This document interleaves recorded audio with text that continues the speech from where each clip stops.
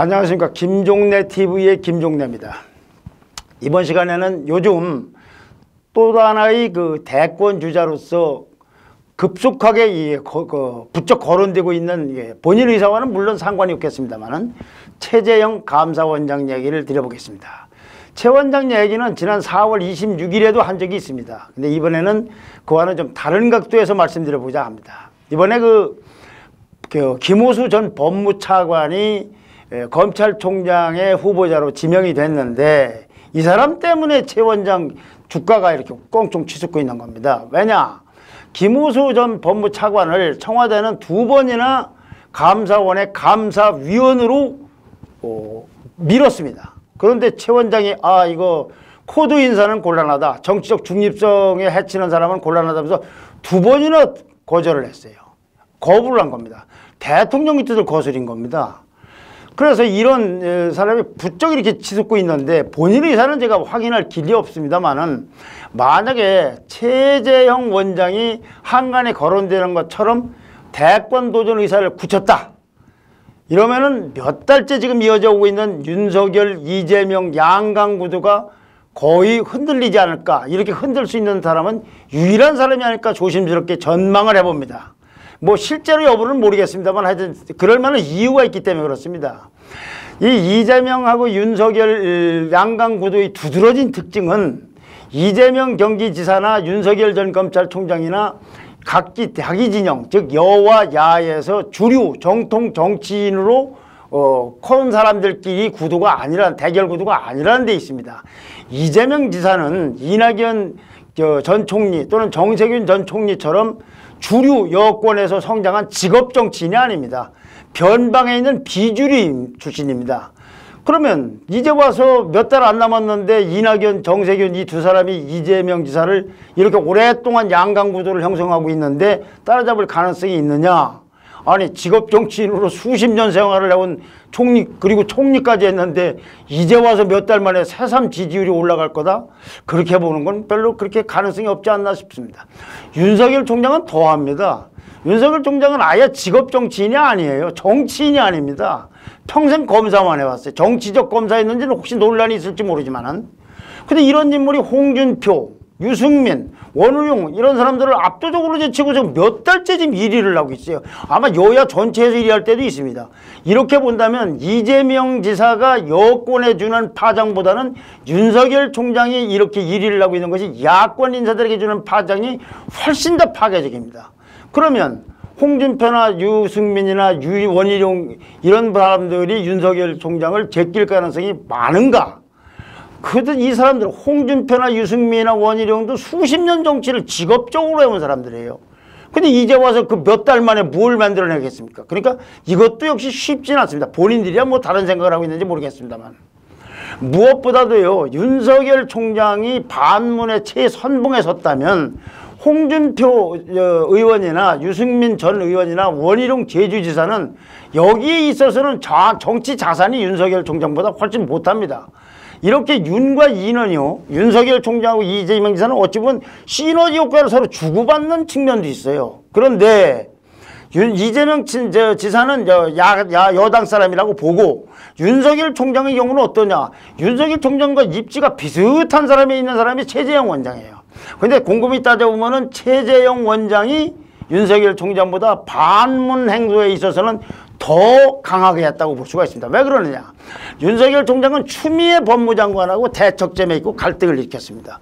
그런데 최재형 원장은 문재인 대통령하고 대척점에 있었어요. 그게 뭐냐? 월성원전 1호기 이런 것이 누구를 겨냥한 겁니까? 추미애 장관을 겨냥한 겁니까? 아닙니다.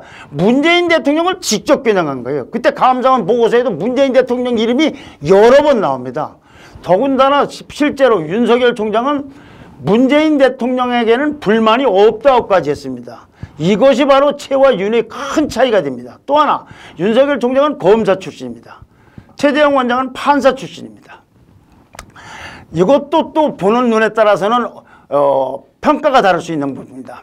또 하나, 국정의 학습, 국정을 얼마나 공부를 했느냐 또는 연구를 했느냐라는 부분에 실전 경력도 검사 출신인 윤보다는 감사원장 최재형 원장이 훨씬 더 풍부할 수가 있습니다. 또 하나 윤석열 총장은 적극적인 지지하는 사람도 많지만 내부의 여권, 야권 내부의 비토 세력도 만만치 않습니다. 핵심은 박근혜 대통령을 구속시켰기 때문에 그렇습니다.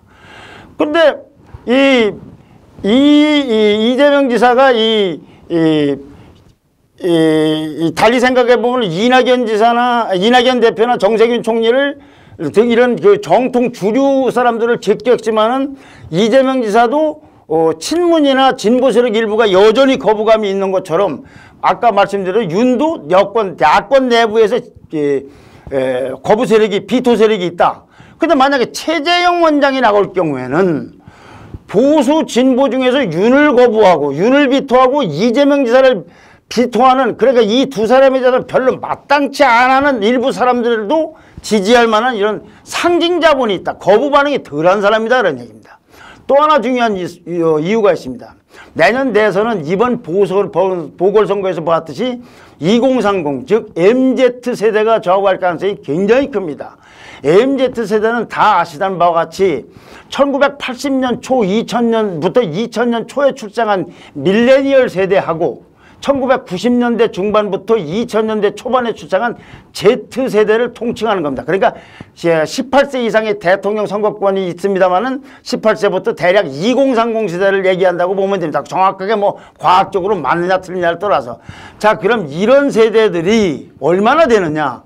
작년 4월 15일 총선 기준으로 볼 때 2030, 18세까지 포함했어요. 18세자까지 약 1494만 명입니다. 40대 836만 명입니다. 50대 865만 명입니다. 60대 이상 저희 같은 세대들 1201만 명입니다. 60대 이상이 굉장히 많은 것 같은데 사실은 21.8%밖에 안 됩니다. 그보다는 2030이 훨씬 몇백만 명이 많습니다.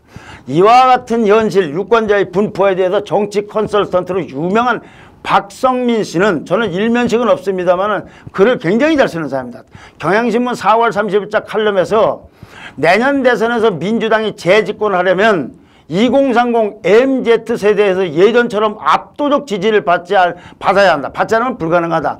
이번 보궐선거에서 떠난 MZ세대가 다시 민주당으로 돌아올 건가?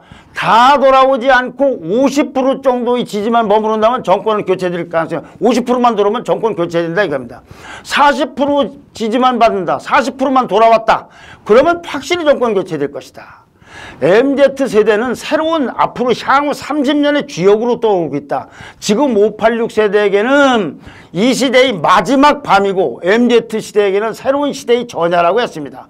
저는 이분 결에 아주 공감하는 편입니다.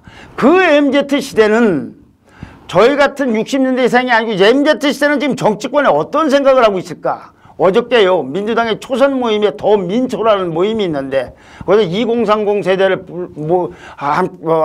들어로부터 간담회를 갖고서 여러 가지 민주당에 대해서 또는 정치권에 대해서 하고 싶은 얘기를 들었습니다. 거기서 나온 소리들입니다. 청년들이 공정을 원한다는 점을 민주당이 파악을 하지 못하고 있기 때문에 민주당이 갈 길은 멀다.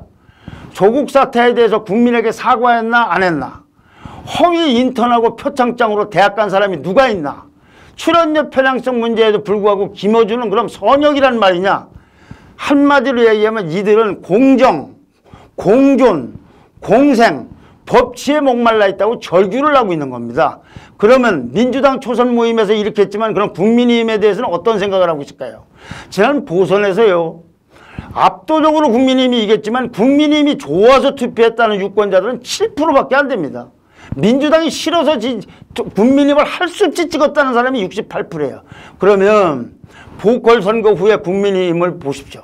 올드보이들이 거의 총출동을 해서 탄핵을 부정하는 듯한 발언을 하고 사면을 요구하고 영남당 논란을 놓고 마진이 틀리니 티격태격을 하고 막말을 대명사처럼 불리던 올드보이가 활개를 치고 선거에서 완패한 패장이라는 낙인을 스스로 지우고서 대권 출마하는 사람이 있고, 출마를 채비하는 사람이 있고, 이런 국민이들 사람들 머리와 가슴에 도대체 오늘의 현실에 절망하는 MZ세대가 있다고 생각을 하겠습니까? MZ세대 입장에서는. 저분들은 지금 우리를 생각하고 있다고 생각을 하겠나 이거죠.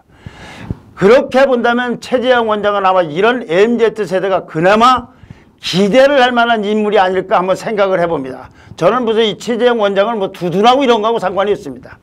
특히 말이죠. 최재형 원장은 이런 아까 얘기한 감사원이라든가 그런 본질적인 영역 말고 두 딸을 낳은 뒤에 두 아들을 입양을 해서 기른 스토리.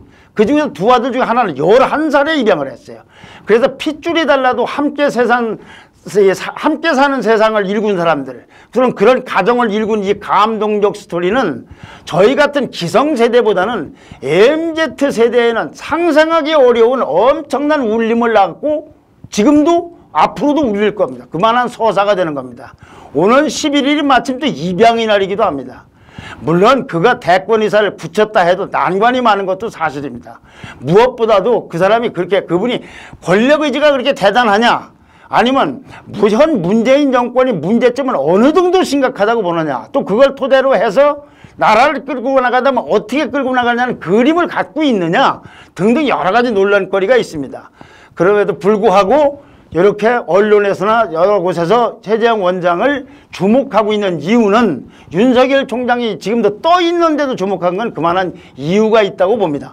오늘은 최재형 원장이 대권에 만약 도전한다면 이재명, 윤석열 양강구도의 파란을 일으킬 거의 유일한 사람이며, 무엇보다도 야권 쪽에서는 윤석열 총장의 대체제가 될 요인이 많다는, 어찌 보면 이 둘이 경쟁을 할 수도 있는 거겠죠. 그렇게 해서 누가 승자가 될 수도 있는 것이죠. 이것이 오히려 지금 있는 국민의힘의 사람들 거기 경쟁보다는 훨씬 더 흥행적인 요소도 많지 않을까, 이런 요지로 말씀드렸습니다. 좋아요와 구독 신청 그리고 댓글 부탁드립니다. 감사합니다.